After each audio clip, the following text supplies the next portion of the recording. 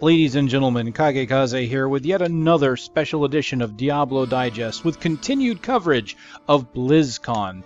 Day 2. Blizzcon is not quite over yet, but we've finished with everything Diablo. The Q&A panel has just wrapped up, and I've got information from both the Systems panel and from the Q&A.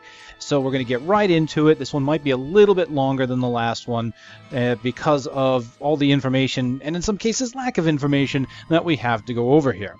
So, to start off, a little bit of disappointment, and that is that we didn't hear anything regarding the ladders. That I really thought they were going to mention that, and we didn't quite get the answer on the sliding scale of difficulty either. So, ladders weren't even mentioned at the Crusader panel and Systems panel. So, when someone asked that at the Q&A, I was quite happy. It's like, great, we might hear something, and honestly, their stance was, we don't have official announcements. So they haven't made any kind of move to say what they're going to do with it. Even though there's Datamined information that shows they have seasonal characters and that little check mark ready to go, apparently they don't really have enough to go on to give an official announcement yet.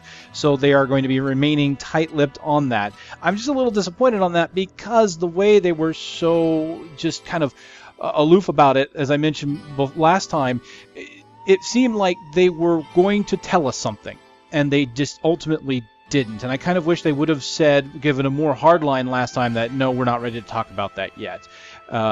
I understand their humor, you know, it was a joke, ha-ha, but it kind of gave that impression that we were just going to hear something. So unfortunately, the next part was no, there was no major details on difficulty. As a matter of fact, they were talking about monster power in the Q&A session, and right then and there, as they were giving an answer, they said the monster power system was a stopgap. So it was a temporary system, meaning they were planning from the beginning to kind of replace it. And right as they were kind of giving details of that, the audio just cut out on the Q&A on the virtual ticket. So I don't have the information that they were going to try and tell us there about that. So I might have to wait for a Blizzard write-up from somebody on the show floor to find out exactly what they said. But what that does is that ties into the crafting. With this new supposed sliding scale of difficulty, where we're not going to have a linear progression, where we're not going to keep going through the difficulties, what happens to the crafting materials that we had?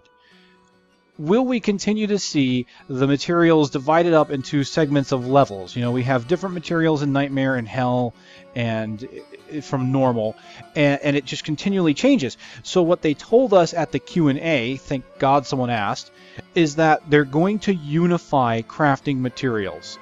So what we have now are going to kind of be put into a common pool, it seems. They didn't give details, please keep that in mind. So this is kind of speculation based on what they said. So we're going to see a unification of crafting materials. And they're going to try and make the materials that we have are gifted to us in different ways. So we're not going to see as many drops because of the new less is more system on Loot 2.0. And what we'll be able to do is take white items and turn those into crafting materials. Now, I seem to recall something on that before, and I didn't quite realize how that would factor into this sliding scale of difficulty, and now it makes a lot more sense. We're going to see the crafting materials come from the white items, and they're going to be more unified so that you don't have to worry about constantly running the game multiple times to get gear for lower level characters or to have all that, basically all those crafting materials taking up space. Because I know I, for one, have a lot of materials taking up space in my stash because I have so many from the different acts. Alright, enough about what we don't know. Let's talk about what we do once again.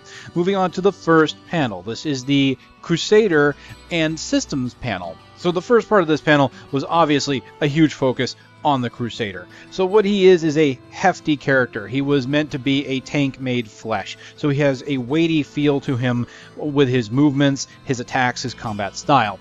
He only carries one-handed weapons. On the off chance he has a two-handed weapon, he can use a talent, or sorry, a passive to make it so that he can hold that two-handed weapon in one hand and still use a shield. That means he doesn't dual wield like many of the other classes can. So for that, what they do is they're giving him a lot of AoE style hits to make up for that. So he may not be a fast attacker, but he will still do damage to multiple enemies. They went over several of his skills, talking about the methodology behind them, even going so far as to show us some of the iterations of some of the skills that they've put into the game. One skill in particular that's actually not going to be in the game was displayed. This was called Crushing Resolve. It was meant to be for Diablo 3 what Zeal was to the Paladin in Diablo 2. As you attack monsters, the ability would get larger and larger and hit more and more enemies until it basically was hitting everything around you. And what they said is this highlighted something of a design flaw. And they said for this kind of ability worked very well in a game like Diablo 2, because in Diablo 2 you really only ever have 2 skills on hand at one time to push. You could cycle through them, but it was not easy to get to those skills compared to the one button push of Diablo 3.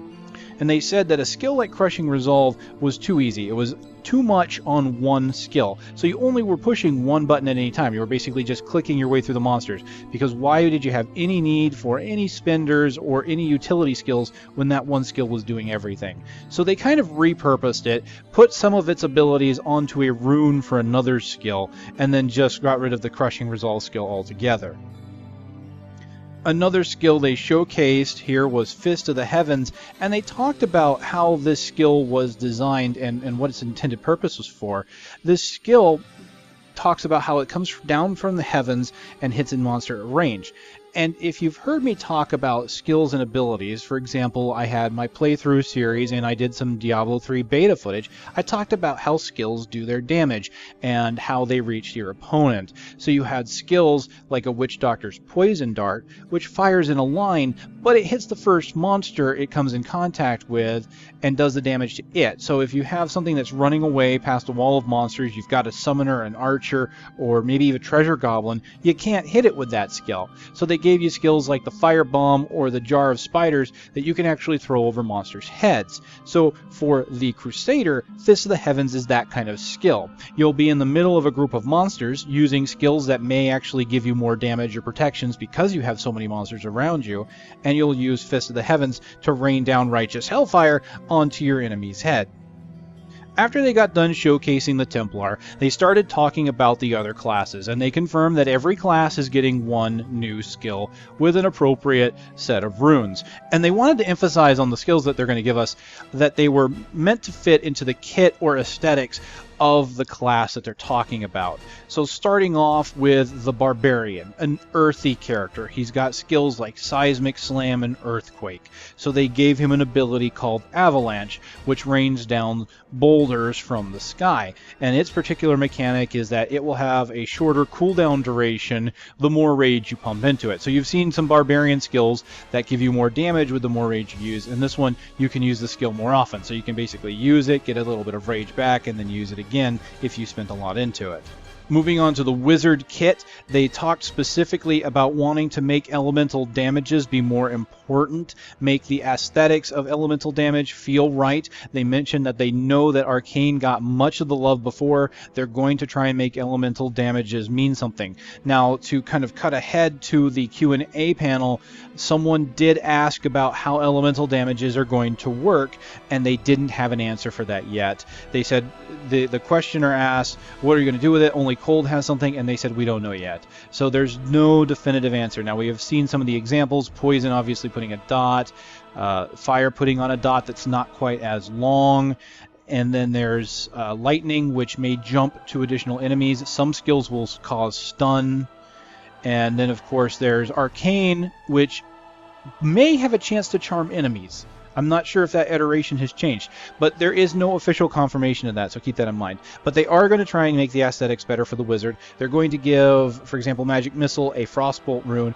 and the old D2 Frozen Orb is going to come back as a rune for Arcane Orb, so that's very nice to see. As far as the new skill, they're going to give the Wizard Black Hole, which is an ability that pulls in monsters and keeps them kind of CC'd, locked in place for a couple of seconds. It's not very long from what I saw from the footage, but it was just enough time to set up things like a blizzard or even a meteor on their heads. They talked a little about how they wanted to make the Monk kit be kind of the fast kit of the game. They wanted the Monk to exemplify speed, just getting to the monster very quickly and doing a lot of damage. And they said they know that they didn't do quite a great job of this. So some of the things that they talked about to make this work for example, is Fists of Thunder, which has a rune that allows you to teleport to enemies at a very quick succession. And they notice that this is the rune that everybody pretty much uses. So what they're going to do is they're going to roll that rune up into all of the other skills. So Fists of Thunder is always going to have that first hit teleport on it. It will be a base level. All of them have it. The rune that originally gave it will be reworked slightly.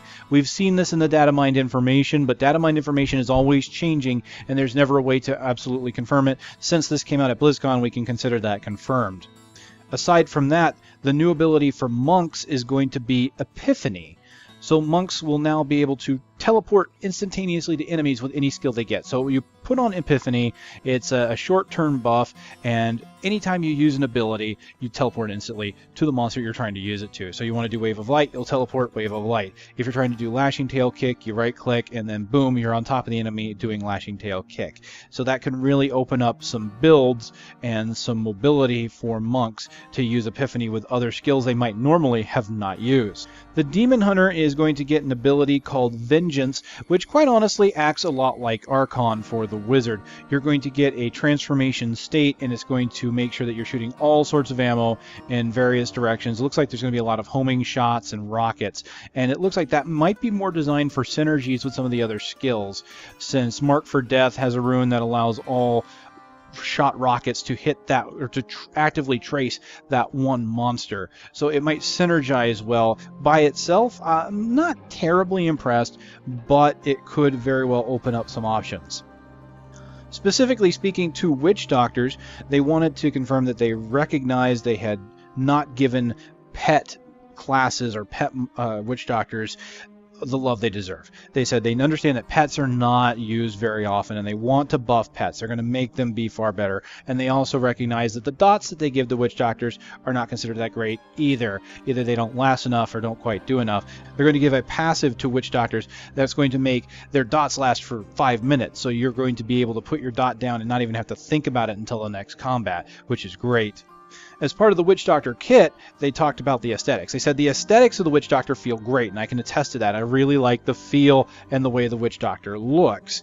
So what they wanted to do with the Witch Doctor, since he's kind of the XP for the Necromancer, you know, the Summoner and the guy with curses, they wanted to give him one of the Necromancer's abilities of amplified damage, and they wanted to think of a way to make that happen. And what their answer to that was the Piranha skill, which I've been kind of interested in because I just like the idea of summoning a pool of piranhas. So what will happen is you'll put this pool of piranhas down, and you can actually see the piranhas latch on, and that shows the amplified damage effect. They also showed us a wonderful rune for it that turned it into the Bogadile, which was a giant like crocodile coming out of the water and snapping on the enemy, which looked pretty cool. I almost wish they would have shown the Piranha NATO or Sharknado or whatever you want to call it, because that's one that I would just like to see how it looked visually, because it amuses me. That was mostly it for the characters. After that, they moved on to items. They talked about the Mystic a little bit and confirmed how it works. You pick a skill, and you will be given a pool of 3 different things that you can re-roll. So if you pick a primary stat, it will be a primary stat. This was confirmed in the Q&A. They asked, how does that work? You pick a primary stat, and then you're given 3 primary stats you can change it into. One of those 3 will always be the original. If you pick a secondary stat, you will be given a pool of 3 secondary stats, and again, the original stat will be one of the 3. So the items are basically put into categories now, which is really cool. It shows that they're dividing the stats that they know count for damage, and they are taking the secondary stats, which aren't as important. Maybe that's movement speed, life on hit, or health pickup radius. Those are all going to secondaries, the stuff that doesn't really matter to your damage. And that fits all into this whole less is more mentality that they're doing. They're going to do less items out there. They're going to make those items be better. They're going to tighten up the affix ranges so that instead of getting a 1 to 100, you're getting maybe a 50 to 100 or an 80 to 100. They're adding, of course, the smart drops. We've heard a lot about that. Those are a chance that an item will drop that is tailored to your class. It will have no indicator that that's what it was, other than the fact that, hey, you've maybe found this one item that just so happens to be really good for your class. And because they have categorized these things into primary and secondary, what they've done with that is taken the legendary things that we've been hearing so much about as to all these really cool abilities they're going to give you, and those are going to be secondary stats. So they are not going to take up room that normally would be given to you for your intelligence, your dexterity, your strength. So you don't have to worry that these legendaries are going to roll poorly because what could have been your strength is now a 5% chance to freeze an enemy or something like that. You don't have to worry about that. So these legendary items are looking to be really good. They're going to have great stats on them, and they're going to have game-changing abilities on them. And that is really what Blizzard is aiming for in their new legendary philosophy. So before, when they talked about legendaries, they wanted it to be a really good item, but they wanted it to possibly be outclassed by a rare that just by chance rolled well. And that just didn't quite feel right. So they're going to go back to this: legendaries are the end game. Legendaries are the things you're going to strive for. They're going to be the rarest items. They're going to be the most powerful items. And set items are going to be a set above that. So the set items, when you complete them, are going to give you some really cool changes to your gameplay. They showed off a specific set, a ninja set, where with just 2 items, a Demon Hunter's Spike Trap would taunt enemies and cause the enemies to run towards it. So you're actively making the enemy go towards your damage source. So I thought that was pretty cool. A couple things I noticed on the tooltips when they were going over them. One was not discussed, but I happened to see it, was that dye color appears on the tooltips now. I don't recall that being in the base game right now. I would have to go back and confirm that, but that is kind of cool to see that. So if you're trading with someone, you know what color it's going to be when you pick it up. Second of all, there is a stat range on the tooltip now. You can actually see the rolling chance that you have on this item. Now, it doesn't show up as a default because that would be kind of cluttered, but if you hold down the control key, you'll actually see the range. So if an item drops with 800 intelligence and you hit control, you might notice, well, the upper limit of that weapon was actually 900 intelligence, while the low end was 7 or 6. So you'll know that the item actually rolled fairly well. You don't have to guess what the roll was. You can always see it at a glance. So there's a lot more transparency on how these items are dropping.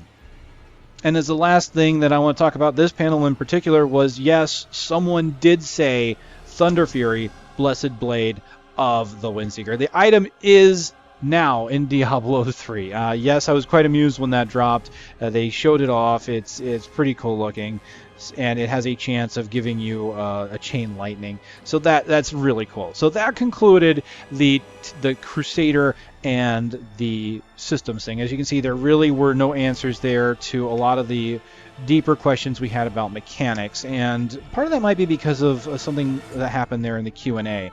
Someone specifically asked, how far along are you? And their answer was, you're looking at it. So what they have on the floor is what they're working on. So their response about that was they had some delays due to having to bring everything else up to par. They were like, well, we wanted to make sure that we put out the content and got the game into a reasonable state, and that pushed back plans for any expansions that they might have had. So that's kind of understandable, but there's really no way of telling how far along they really might be, because we all know they have an internal build that's always being worked on and is always a bit further than we see. And this is no indicator of when a release is going to be, because they did not state in any terms what their expectations on that were, other than they want to get it out by at least the end of next year. So no idea there. So let's look at some of the questions that were asked at the question and answer panel. Question regarding the account-bound items. Since this is a concern for a lot of people, account-bound has never really been a part of the Diablo atmosphere or community. And part of the reason for account-bound was because of the auction house. But they said they kind of want to keep some of the account-bound stuff. And they are considering, and they said they are going to be monitoring this, they want feedback on this, making the top most tier of items be account-bound, so that those items are still rare and don't easily find themselves out into the community. The thing they're trying to avoid right now is to create a Stone of Jordan situation, as was seen in Diablo 2. They don't want to make it so that now that they're getting rid of the auction house, gold is obviously not going to be as important as it was, but they don't want to make it so that some other item does become the new trading standard. There was a question regarding stash space. Will they be increasing it? They said there are no current plans to increase stash space. After that came the question regarding crafting materials, which I talked about earlier, that they will be giving us materials through basically through the Mystic. So it sounds like that will be removed from Hadrig. Hard to say. What might actually happen is Hadrig will still give us crafting materials from the blues and the legendaries and the yellows, while the Mystic will be giving us materials from the whites. Obviously, there's no way for me to really know without having played the BlizzCon demo there on the floor to see if both of those systems are still in place. But again, they did mention that they are going to unify crafting. Everything's going to go into a single tier of materials. There may be new items to find, though. Some of the screenshots that we've seen from the Mystic seem to indicate that there's more than one type of material available out there. And they were asked, what does this specifically mean to the demonic essences? And they said, we don't have an answer at this time.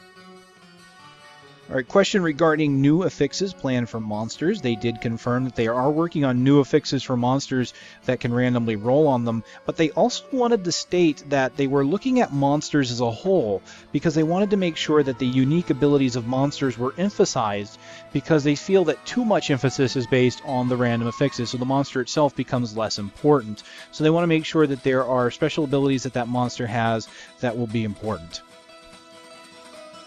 While this wasn't the next question, it ties in immediately into that question that was just asked. It was a question regarding Elite and Champion packs. So a player stated that he felt it was a little bit boring. The Elites pretty much are just a handful of blue or yellow monsters, and he's got a few little mini versions of himself. And he said they don't feel like fun. And so their answer was that Elite and Champion packs might have more of a variance in how many they have with them.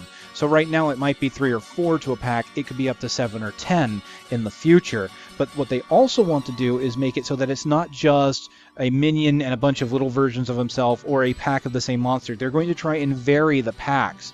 And if they do that, that could prove to be quite interesting.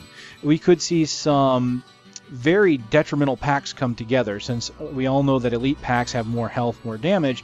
If they put in a pack that works well together, such as maybe one that does a charge ability to knock you off position and another one that fires from the rear, you might have a hard time dealing with that because they're not all the same monster. You're going to have to deal with different playstyles of monsters for that elite pack. So that was kind of cool to hear. So the next question's in line. Again, we talked about ladders. They said they're not talking about ladders. Someone else talked about Devil's Hand. If you haven't been paying attention to the Datamined information, which is really what this BlizzCon feels like. A lot of us know a lot of this information already because we're paying attention to Datamined information. And a lot of the announcements really were just to make these things we already know official, because there has been no announcement of any of the stuff we've been really reading. And Devil's Hand is one of them. And they're not talking about it. They refuse to give us anything on it. They barely even acknowledged it. But it wasn't an outright refusal that it's there. So the system is there. They just don't want to talk about it yet and tell us exactly what it entails and what kind of rewards to expect. Once again, Blizzard was asked about a endless or bottomless dungeon. They said they're considering it. They've talked about it, but it's not in the works right now. So that might be something they consider in the future.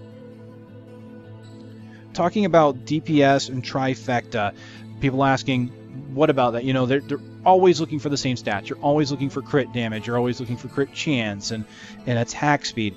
And so they talked about they want to improve the number of options that are available to you. They don't want to completely remove the whole idea of trifecta, but they want that to mean different things to different people. So, for example, they talk about the damage, bonus damage to a particular skill or stat, and that being one of those items that could really boost your damage in a unique way. So it might force people to change their build if they got something that said maybe give you plus 50% damage to Seismic Slam or something like that. Right, beyond that were questions that we've pretty much already talked about, but just in case, we'll go over it real quick. There was no answer regarding demonic essence. They have no idea what they're going to be doing with that just now. The reason that was asked was because people want to know, should we start crafting stuff now, or should we start saving it up, because is it going to be important in the future in the expansion? Blizzard doesn't know. We don't know. The monster power system, again, it was a stopgap. We've already seen that they're going to remove the whole linear thing, but unfortunately I was not able to hear what they talked about as far as their solutions. And of course, elemental damage on weapons, they are considering making those be more meaningful, but we don't have any specific information on that. So yes, that is it. That was what was contained in those two panels. Not bad, but again, this panel was just designed to make official everything that a lot of us have really already seen. So while some of you may be disappointed, I know I was at first until I really thought about it. It's like, well, yeah, we haven't had any official Blizzard confirmation about a lot of these things that's been going on. Lastly, while I did make an annotation on the last video as a correction, I did want to mention that I was wrong about the difficulty modes in the last Diablo Digest video. I mentioned the names that were on a screenshot that was released by Blizzard, but the screenshot had erroneous data, and their Q&A had the more accurate difficulty names. So the new difficulty modes for Diablo 3 are going to be easy, normal, hard, torment, demonic, and apocalypse. Again, in order, that's going to be easy, normal, hard, torment, demonic, and apocalypse. And this lends credence to the idea that some of the achievement strings said you have to complete on torment difficulty or higher, because the way I mentioned it before, torment was said to be the final difficulty mode, and this torment is the fourth one down the line and pretty much the one of the middle modes, and then you have demonic and apocalypse after that. So there you go. Wanted to make sure that I got that correction out there. Ladies and gentlemen, that is all the information that we really have coming out of BlizzCon. So I want to thank you for watching. I'll probably be doing a impressions and opinions piece later. I am working on that to see if I can't make that a little more interesting for you guys. So I can't announce any plans just yet, but keep an eye out for it, and I'll see what I can do. Thanks again for watching, and I'll see you next time.